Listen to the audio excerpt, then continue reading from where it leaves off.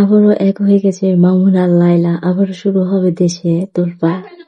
দেশে না হলেও তোলপাড় হয়ে যাবে আমাদের social media, Facebook, YouTube, TikTok, সব জায়গায় তোলপাড় হয়ে যাবে। মামুন আর লায়লা যে কাহিনীটা চলতেছিল, তারা দুজনের শুভাকাঙ্ক্ষী ছিল।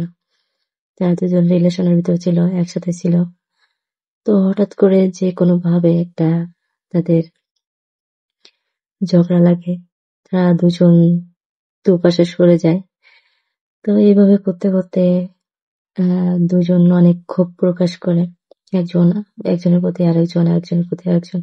এইভাবে দুজনে খুব আহ রাগারাগিতে লেগেছিল যে এমন একটা সিস্টেম হয়ে গেছিল যে প্রতিযোগিতা চলতেছিল, যে একজন আরেকজনের বদনাম করে, একজন আরেকজনের বদনাম করে, এইভাবে চলতেছিল, রেষারেষি চলতেছিল। তো লায়লা তার ভালোবাসার জন্য, মামুনকে পাওয়ার জন্য মামলা পর্যন্ত করছিল, যে ধর্ষণ মামলা, তারপর বিবাহ হইছে তার জন্য মামলা করছিল।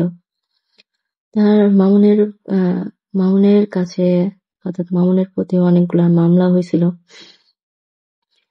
তো ইচ্ছা মতো লায়লা মামুনকে নাচাইছে, নাচানোর পরে এমন একটা পর্যায়ে চলে গেছে, নাজেহাল হয়ে গেছে দুজনে। এইভাবে চলতেছিল বেশ 1 থেকে 1.5 বছর হয়ে গেছে, এইভাবে চলতেছিল। হঠাৎ করে তারা গত 3 তারিখ, মার্চের 3 তারিখ 2025 সালে, তো মামুন আর লায়লাকে দেখা যায় লাইভে আসে হঠাৎ করে। জনগণদেরকে সারপ্রাইজ দেয় এটা। দেওয়ার পর মামুন আর লায়লাকে একসাথে দেখার পরে সবাই অবাক হয়ে যায় এবং অনেকে দোয়া করতে থাকে এবং বলতে থাকে যে তারা একসাথে হয়ে গেছে, ভালো হয়েছে। আবার অনেকেই বলতেছে যে এটা ঠিক করেনি। আসলে ভালো হোক মন্দ হোক তারাই বুঝতে পারবে তারা ঠিক সিদ্ধান্ত নিছে কিনা ভুল। তো সেখানে মামুন আর লায়লা লাইভে আসার পরে দুজন দুজনকে সরি বলে। সরি বলার পরে তারা বলে যে তারা আর এমন ভুল করবে না, কেউ কাউকে এইভাবে এতটা কষ্ট দেবে না। অনেক কথা বলা হয়। তারপরে মামুনকে 100 কোটি টাকার মামলা দেওয়া হয়েছিল। তো মামুন এটা যখন কোর্টে গেছিল, মামুন এটা জানতো না। কোর্টে যাওয়ার পর মামুন এটা জানতে পারে যে তার প্রতি 100 কোটি টাকার মামলা দেওয়া হয়েছে। তখন মামুন একেবারে শক খেয়ে যায় যে এটা কিভাবে সম্ভব। সে জানে না শোনে না, কিভাবে তার কাছে 100 কোটি টাকার মামলা দেয়। তো মামুন মাথা গরম হয়ে যায়। তারপর লাইভে এসে কথাবার্তা বলে যে 100 কোটি টাকা আছে কোথায় পাবে, তার সারা জীবনে ইনকাম তো সেগুলো নাই। যদি তার বডি পার্টস মানে তার লিভার, কিডনি যা যা আছে সবকিছু বিক্রি করার পরে যদি 100 কোটি টাকা হয় তাহলে সে দিতে রাজি আছে। তারপর লায়লার কাছে যাবে না। তো এইভাবে চলতেছে। চলতে চলতে হয়তো তারা বুঝতে পারছে যে এইভাবে যদি চলতে থাকে তাহলে তো সব শেষ।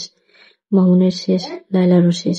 তাদের মান সম্মান যা যাওয়ার সব চলে গেছে। তো যেকোনো ভাবে তারা আবার দুজনে এক হয়েছে। এক হওয়ার পরে সেখানে লাইভে আসার পরে সবাইকে জানায় যে তার প্রতি যে মামলা আছে, যেগুলো মামলা আছে, এই মামলাগুলো উঠাই নেবে। তো পরের দিন লাইভে আসার পরে তারা ভালোই এনজয় করলো, কথাবার্তা বললো, হাসাহাসি হইলো। তো মামুন আর লায়লা দুজনে এক হয়ে অনেক খুশি হয়েছিল। আর তারা ভেতরে অর্থাৎ অনলাইনের বাইরে, ক্যামেরার বাইরে তারা কন্টিনিউ কথা বলতো। কম হোক বেশি হোক তারা কথাবার্তা বলতো।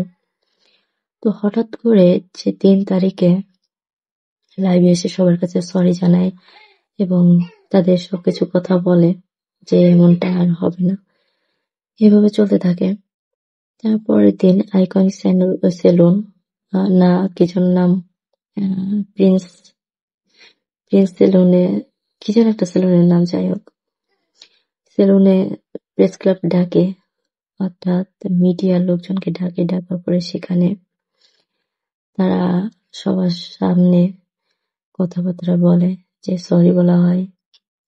তারা মিলেমিশে গেছে, এক হয়ে গেছে।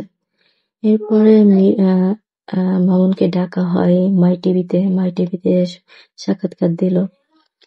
যে আবার অনেক সাংবাদিক জিজ্ঞেস করছে যে আপনি তো বলছিলেন যে কানে ধরছিলেন, দুধ দিয়ে গোসল করছিলেন, লায়লার কাছে আর যাবেন না, তাহলে আপনি কেন গেলেন? এই সমস্ত কথাবার্তা বলছিল। তো মামুন তখন বলল যে আমি বলছিলাম যে আমি তার কাছে যাব না, কিন্তু লায়লা নিজেই আসলো আমার কাছে, আমি তো যাইনি, লায়লা আসছে। তো এসব কথাবার্তা বলে ফানটান করা হয়েছে। তো অবশেষে তারা একসাথে হয়েছে এবং মামুনের মামলাটা তুলে নেওয়া হয়েছে। তো বন্ধুরা, এরপর কি হতে যাবে, কি হতে চলছে, তো কি চমক দিতে আসতেছে তারাই জানে ভালো। তো আজকের মতো এখানে, ভালো থাকো, সুস্থ থাকো।